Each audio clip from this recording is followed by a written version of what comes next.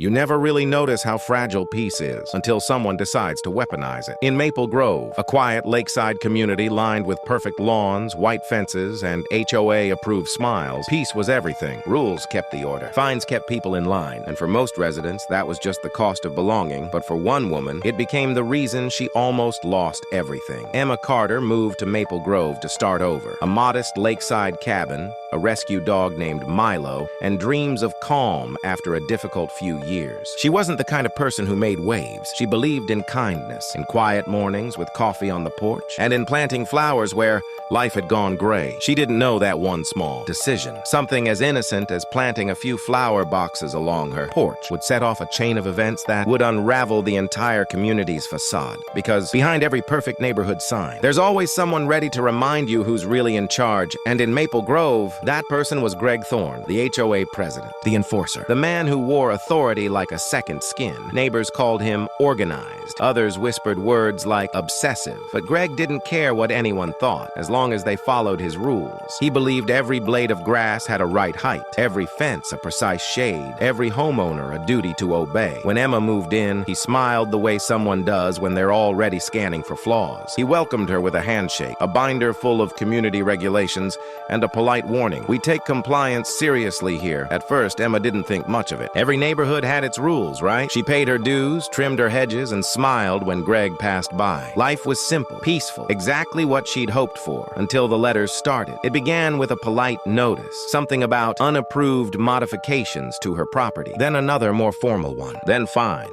Small at first, then bigger. The flower boxes apparently violated community aesthetics. She thought it was a misunderstanding, maybe an error. So she emailed the board, explaining that the boxes were removable, tasteful, and matched the color of her cabin. But the reply was curt and cold. All exterior modifications require pre-approval. Pre-approval for flowers. At first, Emma laughed about it. But when she came home to find a warning tag taped to her front door, bright red, bold letters spelling final notice, something inside her shifted. She looked around and realized no one else had decorations. No one dared. It wasn't that the neighborhood lacked personality. It was that it had been drained of it. Every porch identical, every garden identical, every homeowner silent. Greg's rules had built a perfect community at the cost of individuality, and now he wanted to make sure Emma understood her place. But Emma wasn't the same woman she'd been years ago. She'd rebuilt her life once before, from nothing, and she wasn't about to let a petty man with a clipboard take that away from her. Still, she tried to be civil. She requested a meeting with the HOA board. She brought photos, color samples,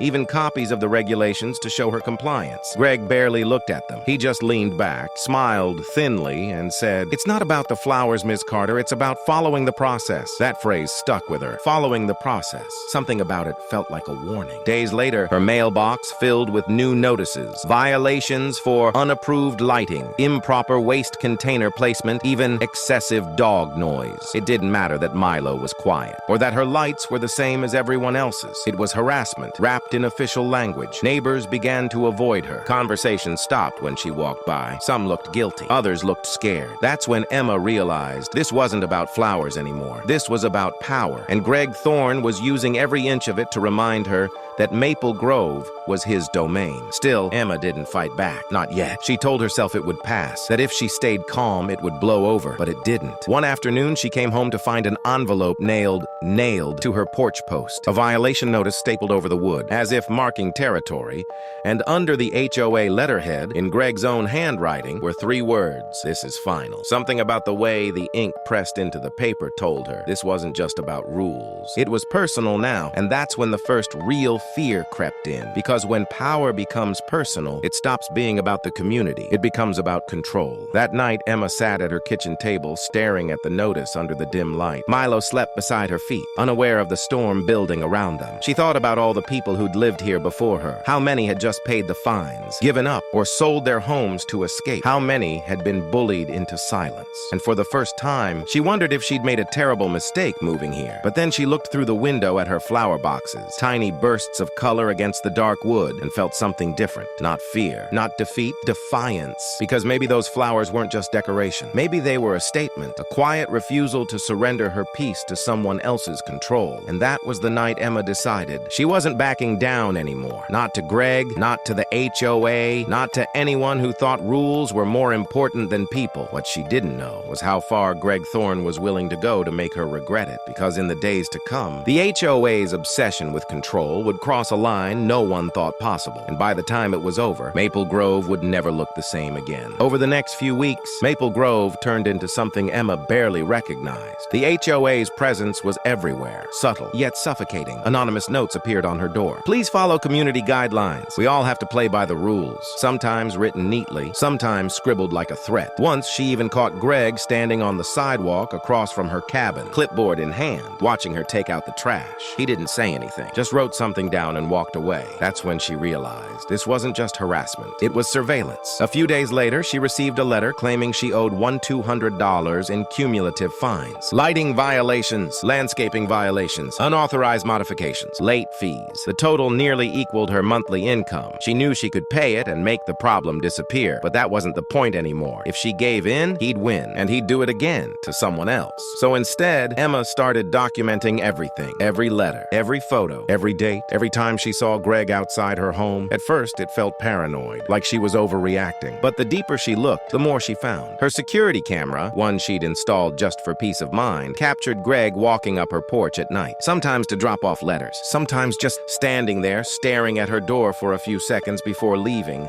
Each visit happened after midnight. Always the same posture, arms folded, expression unreadable, and always the next morning another notice in her mailbox. She started sleeping less. The anxiety crept in slowly, the kind you can't see but feel everywhere. The weight of knowing you're being watched, measured, and judged by someone who enjoys the power to make your life miserable. But Emma wasn't built to break. She'd survived worse than Greg Thorne, so she started fighting back, quietly, methodically. She reviewed the HOA's bylaws, all 87 pages, line by line, highlighted inconsistencies, found clauses that contradicted each other, and one night, at 2 in the morning, she found it. A small section buried near the end that said, "Any alterations deemed temporary and removable shall not require prior approval." Her flower boxes were temporary, removable. She had pictures to prove it. Greg's entire case against her, the fines, the notices, all of it violated their own bylaws. It was her first real crack of light in months. The next morning, she sent a certified letter to the HOA board, attaching the highlighted section, her photos, and a detailed list of every fine she'd received. No emotion, no anger, just facts. And for a moment, she felt free. But that feeling didn't last long, because the next week she came home to find something far worse than a letter. Her flower boxes gone, torn out completely. Soil scattered across the porch. Wooden brackets snapped in half and nailed to the front step. A single notice. Property corrected to maintain community standards. Greg had done it himself. The camera footage proved it. He'd come while she was at work with 2 other board members and removed them without warning. Emma stood there that evening, staring at the wreckage, shaking with a mix of rage and disbelief. They'd trespassed, they'd vandalized her property, and they'd done it under the banner of authority. That night, she made a decision, one that would change everything. The next morning, she went down to the county office and filed an official complaint for property damage and harassment. She attached the footage, copies of all the notices, and an affidavit detailing every incident. When she handed the file to the clerk, he skimmed through it, eyebrows raising slightly. "You're not the first one from Maple Grove to file something like this," he said quietly. Emma froze. "What do you mean?" He hesitated, then lowered his voice. "We've had a few complaints about your HOA president. Nothing's ever stuck. People usually drop it or move away." She left the office with a strange mix of fear and determination. She wasn't just fighting for herself anymore. She was exposing a pattern. That same day, she also contacted a local attorney, Daria Collins, a young but sharp woman known for handling homeowner disputes. When Emma showed her the evidence, Daria leaned back, exhaling slowly. "He's abusing his position, but if we're going to win this, we need to make it bigger than just a neighbor complaint. We need to show intent, a pattern of harassment and misuse of power." So they started digging. They requested HOA financial statements, meeting minutes, any record they could get. Weeks passed. More fines came in, now accusing Emma of neglecting property maintenance and improper vehicle parking. Each letter seemed almost taunting now, as if Greg knew she was fighting back and wanted to remind her who still held the pen. But Daria's research was paying off. She discovered thousands of dollars missing from HOA funds, payments logged as landscaping expenses with no receipts, vendor checks written to companies that didn't exist. It wasn't just harassment anymore. It was fraud. Then came the night that would break. Everything opened. It was late, nearly midnight, when Emma woke to Milo barking at the window. Headlights, movement. She peeked through the curtains and froze. Greg was back. This time, not alone. Two men stood near her fence, flashlights cutting through the dark. They weren't wearing uniforms, but they were clearly on her property. She hit record on her phone and stepped quietly onto the porch. Voice steady but sharp. "You're trespassing," she called out. Greg turned, startled, then smiled. "We received a report about unapproved fencing modifications," he said, holding up his clipboard like a badge. "It's midnight," she said. "Go home." He took a step closer. "This'll just take a minute." Milo growled low beside her, hackles raised. Greg's tone shifted from fake professionalism to cold hostility. "You're making this harder than it has to be, Miss Carter." But this time, Emma didn't flinch. "I think we're done here," she said. "And by the way, you're on camera." That stopped him. His jaw tightened, eyes flickering toward the lens of her security camera above the door. He turned without another word, motioning for the men to leave. They drove off into the dark. Emma stood there for a long time, shaking, not with fear, but fury. That footage, that one moment of confrontation, became the key. Daria sent it straight to the county investigators. And within days, things began to move fast. Greg didn't know it yet, but the board he'd controlled for years was about to crumble. The state opened a formal inquiry into Maple Grove's HOA. Auditors arrived unannounced, demanding records. Homeowners began whispering again, but this time, not in fear. In curiosity, people started talking about fines they'd received for no reason, letters that never made sense, meetings they'd been excluded from. And as the truth spread, Greg's control began to slip. The man who'd once walked the streets like a sheriff now avoided eye contact in his own neighborhood. But he wasn't done yet, because when people like Greg lose control, they don't surrender quietly. He filed a cease and desist against Emma, claiming defamation and interference with HOA operations. It was desperate and transparent, but for Emma, it was exhausting. Each new letter, each new threat chipped away at her patience. There were moments she questioned whether it was worth it, whether she should have just moved away like the others before her. But then she'd see the camera footage, or the letters, or the way her neighbors started quietly thanking her for standing up, and she'd remember why she was doing this. Not for revenge, not even for justice, but to stop it from happening again. Weeks later, a notice arrived, but not from Greg this time, from the state. Hearing scheduled, HOA versus Emma Carter. Allegations of misconduct and mismanagement under review. Emma's name was on the document, but not as the accused, as the primary witness. For the first time, the fight wasn't just between her and Greg. It was official, and it was about to get very public. Fade out, tension rising, narrator's voice slows to a cold, deliberate tone, because sometimes, when you push the wrong person too far, the rules you hide behind become the walls that trap. You and Greg Thorne was about to find out what it feels like to live under the same scrutiny he built for everyone else. The hearing was scheduled for a Tuesday morning, the kind of day that looked ordinary from the outside, but carried the weight of months of quiet war. Emma arrived early. Daria walked beside her, calm and composed, a briefcase in hand. Inside the county chamber, everything smelled like paper and tension. The hum of fluorescent lights,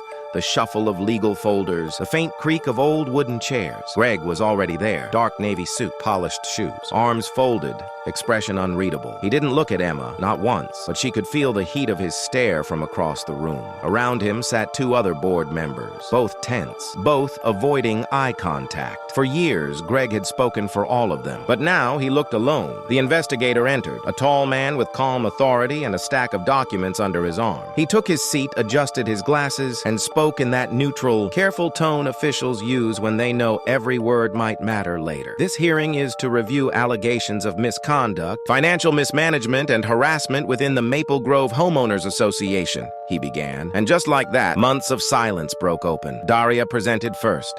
She spoke with precision. No emotion, no theatrics. Just evidence, security footage, financial discrepancies, emails with forged timestamps, photos of Greg trespassing on Emma's property, copies of the bylaws and the clause he'd ignored. With each exhibit, Greg's face tightened a little more. At one point, he tried to interject. Those videos are taken out of context, but the investigator cut him off. You'll have your turn, Mr. Thorne. Emma sat quietly, heart pounding, but posture steady. When it was finally finally her turn to speak. She stood and walked to the microphone. Her voice was calm, lower than usual, but steady. She didn't talk about anger. She didn't talk about revenge. She talked about patterns, the letters, the midnight visits, the vandalism, the fear that settled in her chest every time she saw a clipboard near her fence. As she spoke, something strange happened. The room went silent. Even Greg stopped writing. Even the investigator paused mid-note. Because the way she described it, this slow, bureaucratic suffocation disguised as community management. It wasn't just her story anymore. It was everyone's story who'd ever been cornered by power wearing a polite smile. When she finished, there was a long pause. Then Greg finally stood. He smiled, that same rehearsed boardroom smile, and began his defense, smooth, confident. He painted himself as the victim, a man simply doing his duty. He called Emma uncooperative, defiant. He said her accusations were personal vendettas dressed as justice. But the more he talked, the clearer it became that he believed his own words. And that's when Daria struck. "Mr. Thorne," she said calmly, standing with a document in hand, "can you confirm this vendor invoice dated March 12th? He glanced at it. "Yes, landscaping maintenance," she nodded. "Interesting. Because according to the county records, that company doesn't exist. In fact, it's registered under your brother's name to a P.O. box in another city." The room shifted. Greg froze for half a second, then tried to recover. "That's a clerical error." But Daria wasn't done. "Then perhaps you can explain why HOA funds, nearly $9,000 worth, were transferred directly to that same account over a 6-month period?" Silence. The investigator leaned forward. "Mr. Thorne?" Greg swallowed, eyes darting between them. I'd have to review those numbers." But it was over. Everyone could see it. The calm authority he'd used to control an entire neighborhood cracked right there under fluorescent light. The hearing stretched for hours. Testimonies from other homeowners followed, each one describing a different version of the same story. Unexplained fines, threats of foreclosure, letters slipped under doors late at night. Every voice added weight. Every detail tightened the noose. By the end of the day, even the board members beside Greg had started distancing themselves, each claiming they didn't know the full extent of his actions. And when the investigator finally adjourned the hearing, he said the words Emma had waited months to hear. "This matter will proceed to formal review by the State Compliance Office. Mr. Thorne, you are hereby suspended from HOA leadership pending further findings." For the first time, Greg didn't argue. He just stared at the table, silent, jaw clenched, as the world he'd built around control and intimidation collapsed inward. Outside, the air felt different, cooler, lighter. Emma stepped out of the building and looked at the sky, that flat gray overcast breaking into soft gold. Daria smiled beside her. "You did it." But Emma shook her head. "No, we did." For a moment, she just stood there, breathing in the quiet. The fight had taken months, maybe years off her life, but it was finally turning. She wasn't the one hiding anymore, but stories like this rarely end cleanly. A week later, while waiting at a coffee shop, Emma received a message from an unknown number. No words, just a photo. Her house. Taken from the street. Recent. You could tell by the position of her car, and underneath, a single text.